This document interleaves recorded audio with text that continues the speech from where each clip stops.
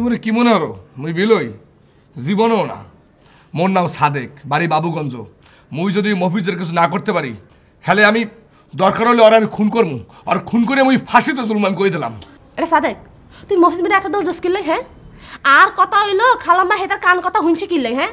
খালাম্মাকে আঙুরে চিনে না, আমরা যে এত বছর ধরে কাম করি হেতার কথা বিশ্বাস করি খালাম্মা আরে এত যা তা কইলো আঙুর মোবাইল দুইখানে কাড়ে লই গেছে আর তোর উপরে আয়োজন বন্ধ করে দিছে।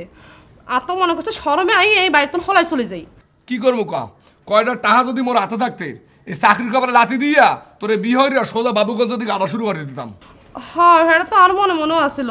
আর কিতাম ওই মতি মেয়ে আসলে আর কাছে কান্দা কাটে না করতো তাহলে তো টিয়াগুলো আর কাছে থাকতো। সাদেক ওই তুই যে এখন মতি মেয়েরে বুঝাই শুনাই আঙুর সমস্যার কথা কিন্তু খুলি বাবড়া হে আছে আপনি কাপড়ের মধ্যে হ্যাঁ তোর কিছু কথা দেবে না, এই সময় টাকা দেবে কোন দিয়া। তুই তো জানো না আসলে তোর দ্বারা একটা কথা কওয়া নাই, মুইও এদিক ওদিক করিয়া মনে কর যে 1000 বেশি টাকা জমাইছিলাম। ঘটনা হয়েছে যে কাইল হেটা হয়ে গেছে, মোর দ্বারা এখন একটাও নাই, ফুটা পয়সাও নাই।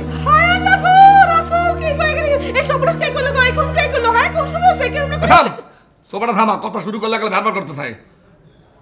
মোর রুমের বাক্সের তালা ভেঙে লই গেছে। কে করছে কাম?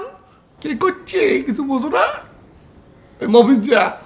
মফিজ জানে যে হার পোলারে আর মোবাইল কিনে দেয়, আইসক্রিম খায়, হেরা দুজনে নতুন জামা কাপড় কিনে, কত কিছু করতেছে, আমোদ করতেছে, ভর্তি করতেছে।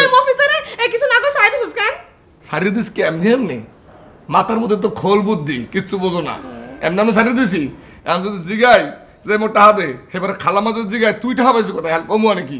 তোরা টাকার কথা কমু না? হ্যাঁ মানুষ তোর তো মাও থাকবে না। হ্যাঁ এটা অবশ্য ঠিক কথা কইছস। থাক এটা চিন্তা করি মনে কিরবি, কখনো যেটা লেবা আসছিল এটাই হয়েছে আরে।